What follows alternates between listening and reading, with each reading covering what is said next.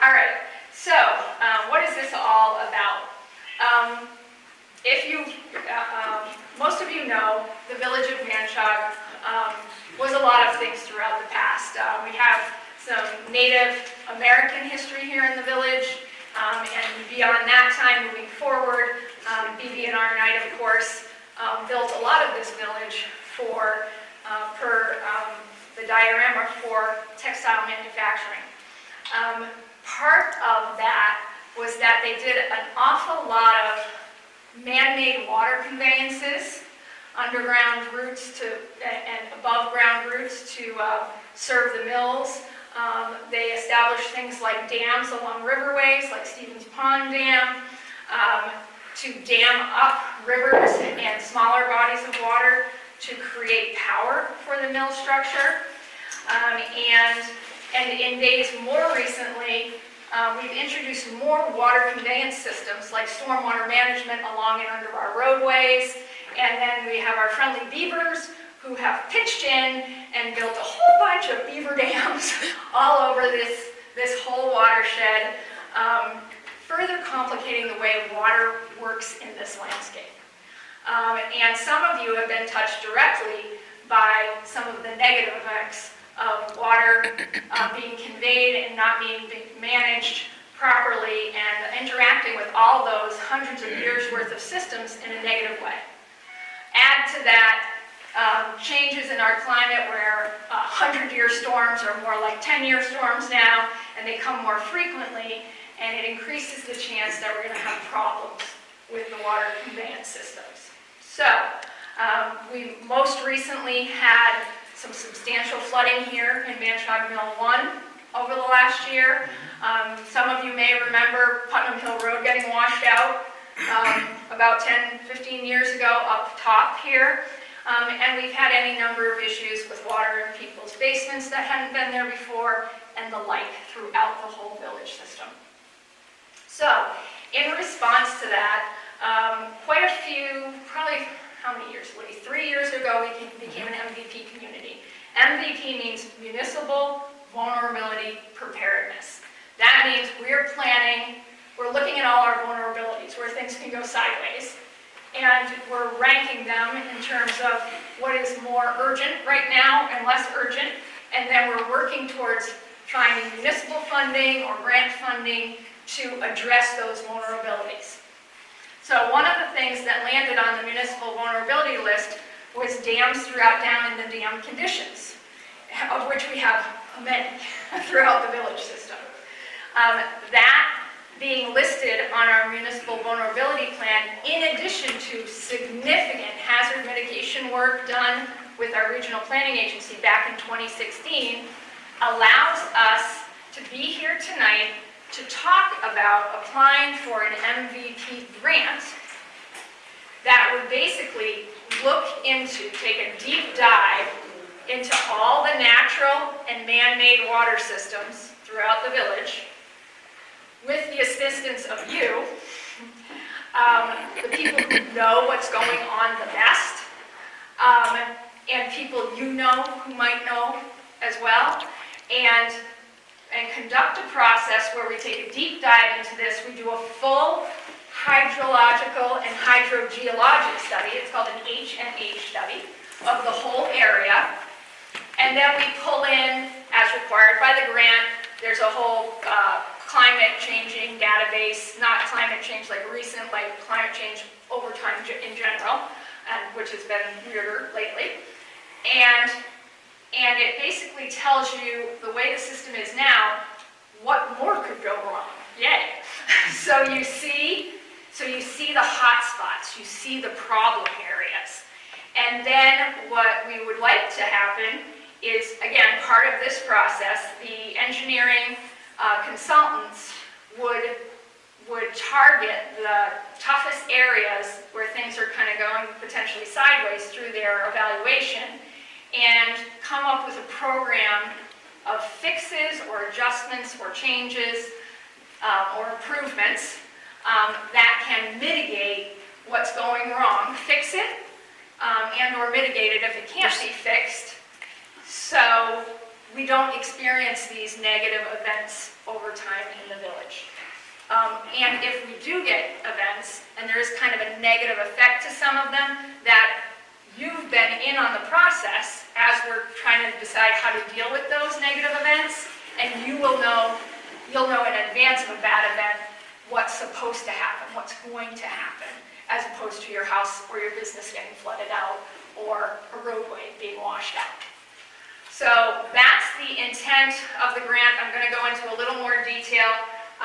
This is the actual scope of the study, so I'm going to read into you, and I have some copies of it so you can look at it. But this is the general study area.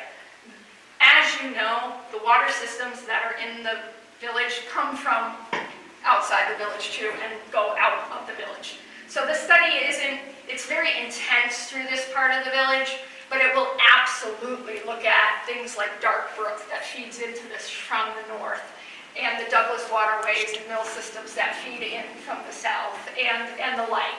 So just because this is all we have on the map, be assured that the engineers will be doing a detailed look at everything that feeds in, because that can have a huge impact.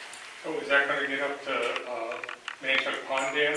Yes, absolutely. And because I don't, I mean, I only get so much on this. well, I didn't know how specifically, because you know where my property is. My cold water swamp feeds under Torrey Road and down into Stevens Pond. Absolutely. So they'll be going out a good distance to because it's the only way to really kind of evaluate what's happening here in the center. At some point, they have to draw a line, but it will be at least, I mean, Manchaug Dam is a key part of this system. Okay. So this map is just what you can see on the town's website. If you go on there and you load in layers, it's showing you, and you can see a little bit more detailed here in the village center, more vividly. The orange and the blues, those are floodplains. So the entire building you're sitting in right now is entirely in the floodplain. So it's part of the reason why we experience flooding issues here. But that doesn't mean we just say, oh, okay, we're going to get flooded. Everybody's going to lose their stuff on the first floor every 10 years. There's ways to study the hydrology, how it moves, how it crests and breaks, and work in the parts of the system that have some room to work to mitigate those events here so they don't hit here and flood up or down. So that's kind of what this study will be doing, taking a deep dive with your knowledge, with the cooperation of Mass DOT, who of course owns Putnam Hill Road, Main Street, the M route, and has put in some interesting willy-nilly drainage throughout the years, and has rerouted, at least here, parts of the river over the years. Working with them, working with Blackstone River Collaborative, and the residents, we're going to take a really deep look into this and work together in public meetings to, they're going to get the base data, like the actual data numbers, have a meeting with all of you, anybody who wants to participate, where they gather what you know about the village and what you see for problem areas, or what you know happened 10 years ago, Mass Highway buried this and it's there, and blah, blah, blah, those kind of things. And then they'll go to work formulating kind of a scope of things that can be done throughout this part of the watershed to improve situations in the village for residents and businesses, to mitigate potential financial harm, safety concerns, keep roads from washing out, and the like. So that's really what this process is about. Once, what will come out of this grant process, which is about a $90,000 process, is a base document that tells us where the issues are and where we've worked together to develop some potential solutions that comply with MVP grant criteria.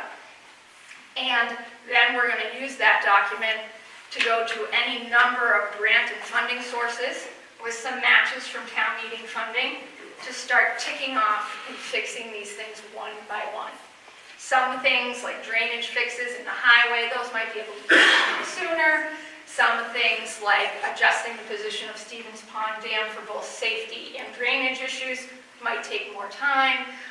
But this document will be uber important because it will be the base document for every application we make, hopefully, over the next 5 to 7 years to really knock out all the major issues that are causing some of the issues we're seeing on the surface and prevent more from happening.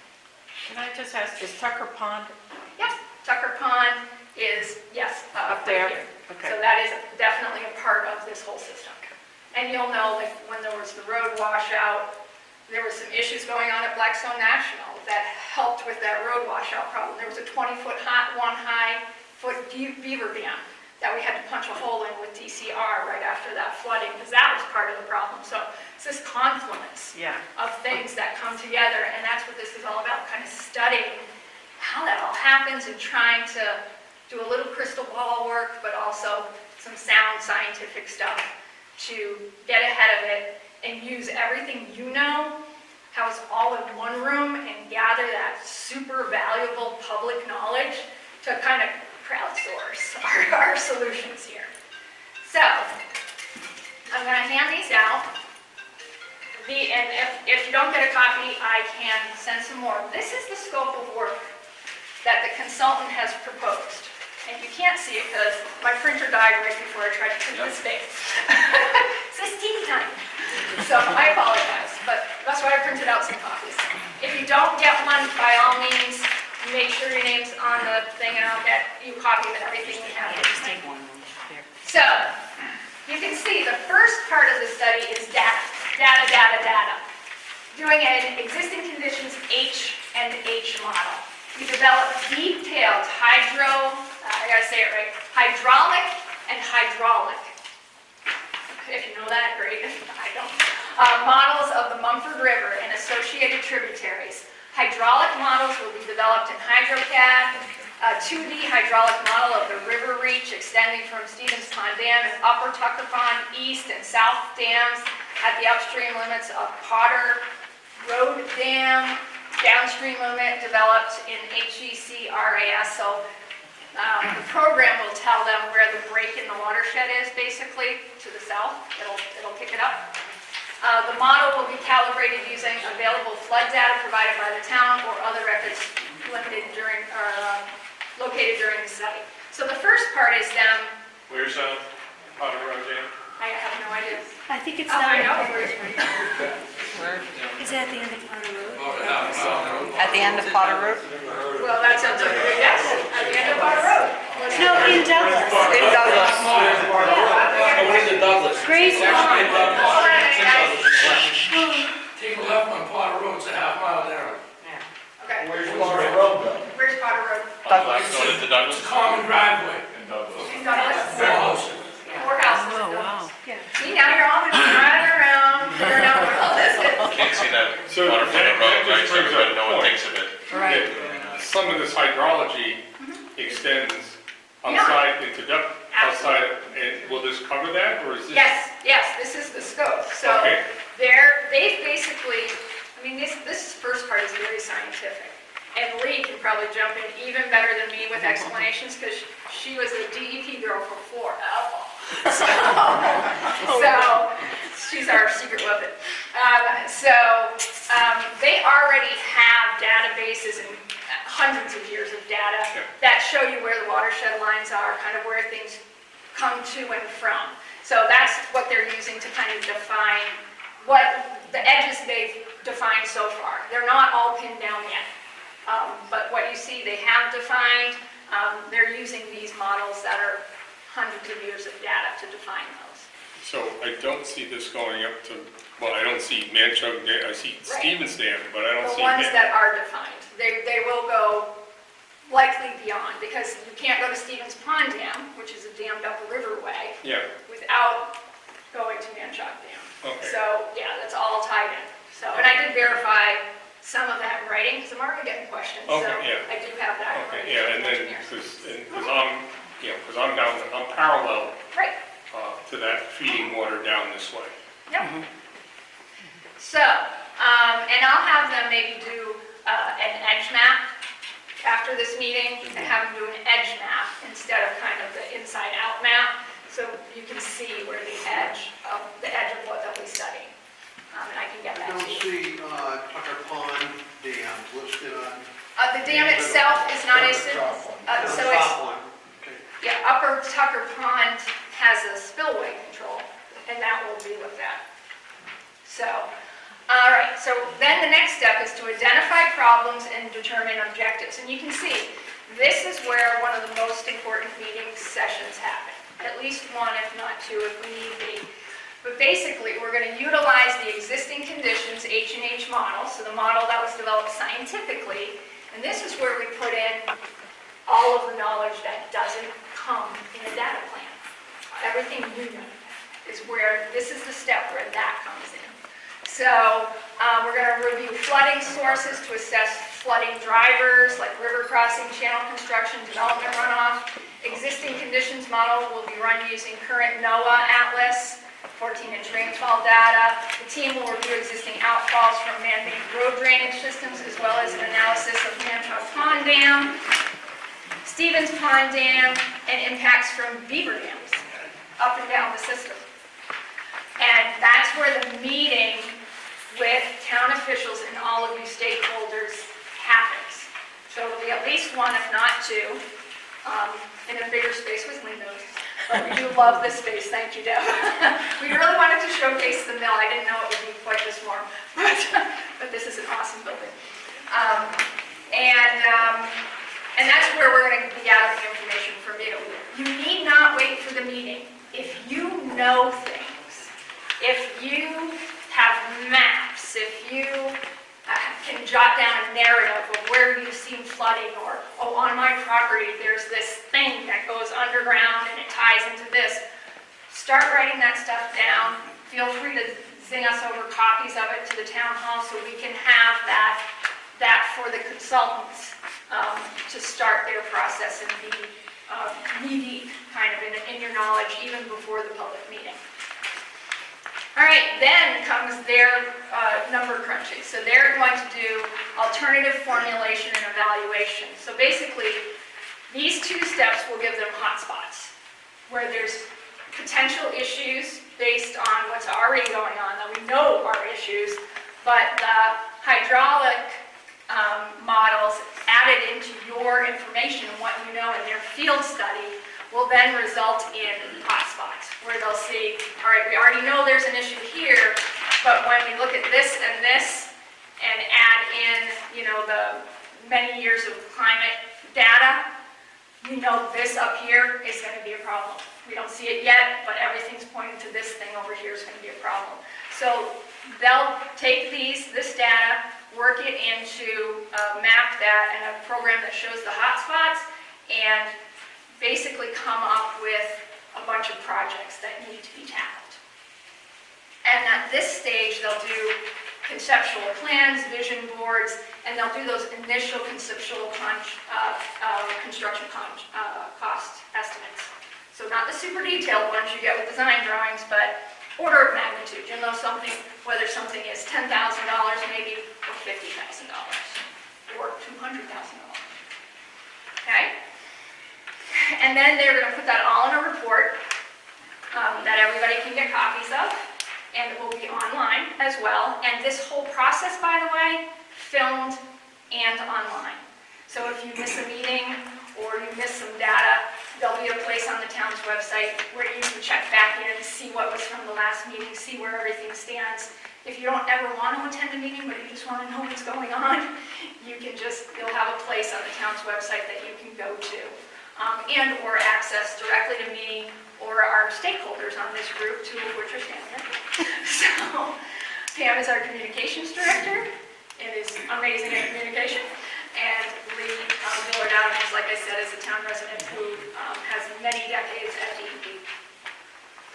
And then when it's all done, when they have their report, before they finalize it, there'll be at least one public meeting, kind of like one of those more formal public meetings with the Board of Selectmen, with the Conservation Commission, with the boards that are going to be charged with carrying out some of the long-term maintenance responsibilities on certain things, or be charged with putting articles on warrants to get funding to fix certain things that show up on this plan.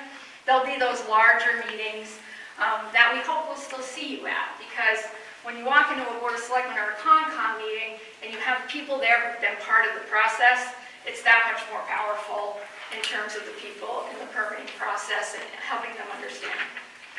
So after those public meetings, they'll make any adjustments that need to be made, and you'll have that final plan. And that final plan is just step one in this village. Then you'll just see me annoying you and hopefully working with you and our group to carry out those objectives. Working with Mass DOT, working with DEP, working with the Blackstone River Collaborative. Even though it says Blackstone River, it's about the Blackstone River watershed. Yep. So it's about Mumford, it's about Cold Spring, it's about Dark Brook, it's about the whole watershed. So that's our evil master plan. Like I said, hopefully we'll get this grant. You can see the number on there. It's just shy of $90,000. I have been collecting for our use in drafting the grant successful MVP grants from all over this part of the state. That number's fairly consistent with a lot of the grants that have been granted out there. Some are even higher than that. And we're using all those past grants that have recently got funded to make sure our wording and our criteria and our process is good, is fundable. So this is kind of the front end, letting you know what we're thinking about, seeing if you have any questions or you see any huge red flags in kind of the base work we're trying to do. And then we'll know relatively quickly, within the next probably 6 months, that is quickly in government work, whether we get the grant or not, and then you're going to get a lot more communication. Anybody who is notified of this meeting will continue to get communication until you tell me I don't want any more communication. So just let me know if you're sick of paper. And then we'll jump right in as fast as we can into this public meeting process. We're really hopeful. We have had a really good communication with Hillary, who is our regional contact with the state on this program, and she is excited because we are thinking about any number of things, not just boring stuff like putting in the correct size pipes under a road, or, but making improvements to the natural system, doing some floodplain restoration or some bank clearing or widening. The town owns the Mill 2 site now, and we've long been preparing for a nice public park through there with historic and Native American kind of storytelling. Well, that is the kind of stuff that we can work in with floodplain restoration and bank restoration, and make it actually help flooding while still being an awesome place for anybody to visit and learn about the history of the village. So we just did a grant that we're waiting on down here at American Legion Park that includes parking, but it's all pervious parking that water can percolate through. It includes a whole bunch of shade structures, and we have a really good track record of working like that in town. So the state people that we're dealing with are very excited about the potential that we have here in the village to do boring things like pipes and dam repairs, which are pretty awesome if you're a geek like me, but to also do things like some park projects and some history and storytelling as part of this whole process, with the ultimate goal of making sure that in the village you're living in a safer, more sustainable environment that can handle the current climate conditions and anything that comes forward, because you are surrounded by water. You just are. And it's an awesome thing until it goes sideways. Now, you mentioned the beaver dam at Blackstone National. Yeah, well, all the way down Dark Brook, there's got to be Right. at least 3. Is there anything or anybody looking into, Tucker relies on runoff that comes from that hill. Is there anyone or anything we can do or look into what they're fertilizing their grounds with? Because it's coming right into Tucker and that pond is getting choked out. That's an interesting question. And That's part of the watershed and drinking water for the village of Manchaug. And we're getting choked out with whatever Great they're point. using for fertilizer up there on the greens. Leave it. I don't know. It might be something to just ask to start with. I don't know about public records. Yes, so there Doubt are, it. The side there are of the road. regulations, so if it's a runoff area, as long as they are not a farm, it is exempt from a lot of this stuff. Yeah. There are regulations of what they can use, what they have to be careful of, if they're causing a runoff problem, especially into a drinking water. I don't know the details, but I know that there are state regs. Because the side on Putnam Hill, behind the old Verns, the weeds are so thick over there now from runoff, you can almost walk across. Right, and I would think that would affect the capacity of the water body. So Oh, that yeah. kind of feeds right It into is, this. yeah. So that's just you, that's your knowledge that you just brought to this process. You want to make sure, write it down, show up at the meetings and say, hey, over the years, we've noticed the weeds just keep growing and growing. Where's that coming from? Is it coming from Blackstone National? Is there something we can do as part of this I process? bet almost 100% it is, because Right. But you also, that stream starts. you also need to understand that unless maintenance is being done on that water, on that pond, you're gonna get weeds even without that, without fertilizer. I mean, that's why Manchaug lowers their water level every year. We do it, but it doesn't help. It doesn't do anything. Okay, well, I'm not saying that's the only thing or the right thing. Yeah. There's, well, it's a public water supply, so you wouldn't want to put any chemicals in. Right. But there are, but even if you eliminate the fertilizer, you're not gonna get rid of that weed, that weed problem. There are machines you put on boats that'll, no, actually, they're like a pressure. Oh, And I've noticed since they opened that golf course, we've Yeah. been a lot worse. Makes sense. So that's all part of this evaluation. These are all things we need to know. We need to be able to send into the consultant, into the big stew pot to see what comes out. And again, it may not just be, oh, fix this dam, put in this pipe. It can be things like maintenance programs, certain regulations on things that negatively affect downstream water sources. That water comes down here. Absolutely. So that's all part of this big picture. Like if you have a pond that's really just a lot of weeds with some water over the top, it doesn't have the same flood control capacity and environmental value as a pond that's got more free space in it. So, by the way, I'm Steve Crowe, I live on 78 Torrey Road, and I was supposed to do that in public meeting. Yeah, technically you should. Name and address, I'm sorry. I'm not keeping minutes on this though, but Yeah. Pam does have you on camera. But it is on the so- camera, so, again, not all on the map, but I assume we're going up Mumford Road to to Duval/Douglas as part of this area? Again, it's not fully defined yet. Well, okay, So, because there's a ton of water, comes down from this end of Duval, there's water that rolls to Mumford, and then, there's a bunch of water that comes down Mumford from past Duval that combines together and then comes down into, comes down the hill Mumford right down to Main Street. This is allergy. So, I just want to sort of put that they look at that. I know that when we were looking at one of the pre-meetings for the Duval Road development, the neighbor on the corner, I don't know his name up there, on the far corner, not the protected corner, commented about, stuff that was done that didn't have a lot of effect. excellent.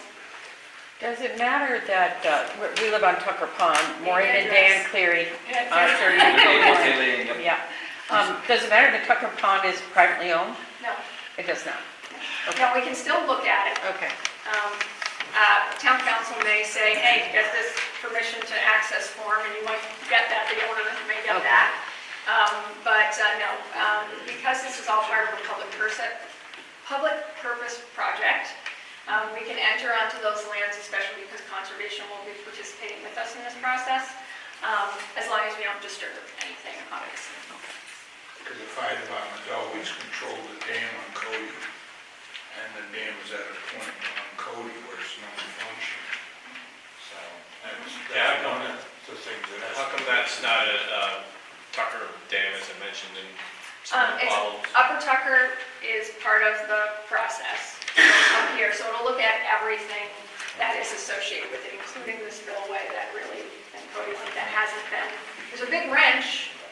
The pole still has it. Doesn't work, But it though. hasn't been used. But no, that's definitely part of the Yeah. system, Oh, good. all the way up here and Sounds down. like WD-40. There will be a cutoff point somewhere By the north of gallon. this, because, I mean, everything in the Blackstone watershed, which is how many acres, is connected.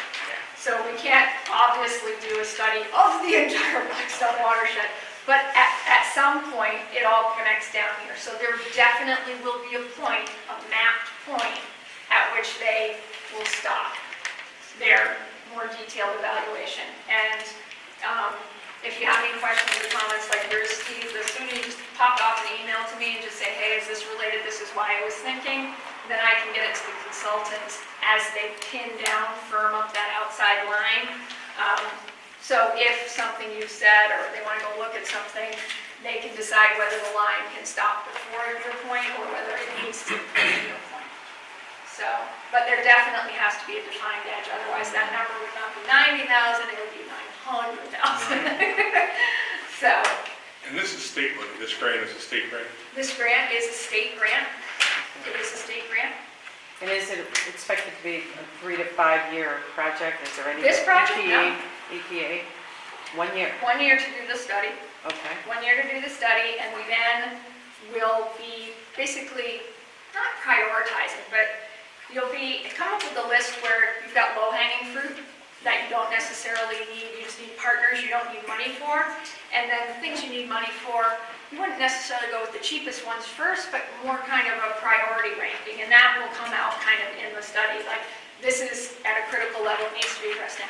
Okay. And then we're gonna be working together, or forever it feels like, to apply for the next round of grants. At this year's town meeting, there's only 19 articles on the spring town meeting, but I think it's the capital plan article has the match for this, because we have to put in at least 25% in this grant. So the town administrator has already recognized how important this is. He's heard the residents who've come in with significant concerns, and so he's already put 25,000 actually, because we thought it would be right around 100,000 for the study. He's already put that in the capital plan. So that just needs to be voted by the residents So as part of should the we capital all plan. be at that spring meeting then? It's up to you. It's always a good thing to vote attend it, your, if this Yeah. is gonna be in it? yeah, it's part of the capital plan. So I don't recall exactly what's on the capital plan. You can watch that little video that's on the town's website about it. But if you don't vote for the capital plan, you're probably like throwing out a highway vehicle or a police cruiser or something. So as long as you, hopefully it will get approved along with all the other things that everybody always votes for. But yes, if you can show up at town meeting, that's a great thing. So, but that's where part of the funding will be appropriated in May. All right, anybody else? There's a have- question back there, Jim. Okay, great. Yeah, I understand with the watershed and the flood zones and all that. On step number 3, it says public access and recreation strategies. What exactly are we looking at for public access? Is it the private ponds or? Oh, not generally on private ponds, because you can't just willy-nilly introduce public access to a private pond. But you do have ponds like Manchaug, any public water bodies, they may be looking at where you already have public access, if those points cause any issues, if any improvements could be made. And there may be locations, say, along the river, where you might want to have not just physical access, but viewshed access, where you can stand and Enjoy the view.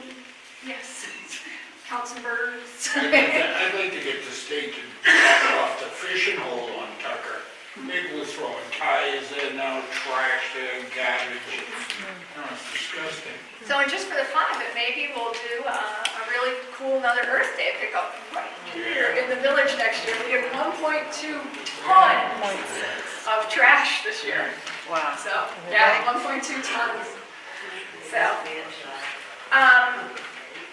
So yeah, I mean, they always look at this is kind of their standard scope, they always look at public access points, but there's currently no plan that I know of Create a new to public create access. new public access points. But that's always something they look at. It's always a positive, or it can be a positive in a community where you have public water bodies to improve the access. And if people have access and ownership of public water bodies, rivers, lakes, they are more likely to care about it, invest in it, and help be part of the solution instead of the problem. Any other questions on any of this? Rochelle Forsythe from Plumber. Do you have any pictures of, in the 1950s, I think it was Hurricane Carol? This place was inundated here, and went all the way down to the town line and beyond. It was amazing to see. I was just wondering if you had any pictures of I have actually the King's pictures from 38, 37, 38, but I don't have any from the 50. But yeah, if you have any of that photographic evidence or any personal knowledge from that time period, even if you remember when there was this big flood, or this big storm, there was flooding in this area of town, and it seemed to last longer than anywhere else in the village. That kind of thing, super important, because that means something. You know, when you have some ponding and stuff that always seems to occur, or in big storms happens, and it goes away everywhere else, but it's still there, that can tell a story to an engineer. So think about those storms. But yeah, any photographic stuff, I mean, I think Christine is the palooza of photographs of the village, and we've been blessed through the National Register process to have possession of a lot of those, or copies of a lot of those, which will be helpful, but I know there's a lot more out here in this village. There's a lot of pride here and a lot of history here, so anything you have up here, anything you can think of that might help the process, please reach out. Where are we reaching out to You're exactly? reaching out to me, So it's the J? the J Hager, Okay. J dot, that's my rapper Yep. name, J dot, J dot Hager, just so you don't forget the dot, at town.sutton.ma.us. No, I didn't think it up, I don't know why it needs to be that long. So that's, or, you know, on the website, there's the link there. This, Pam plans to kind of post the video. We'll probably put it on the YouTube channel. I'm not sure that it will play back very well because Jen is like an aura in the sunshine before, so I was like, oh, look at her, she's all illuminated. But, and the audio will be available definitely for this particular meeting, and then the next, when we have our public hearings, Yeah. we'll definitely have a space and audio of some flavor because Yes. I'm having heart palpitations over here watching my little audio meter not high enough, Pick up people. but that's okay. We'll Yeah. work through it.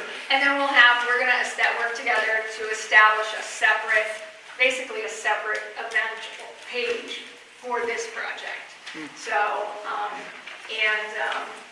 you can, Who did the mailings? Was that you? my poor secretary did those mailings.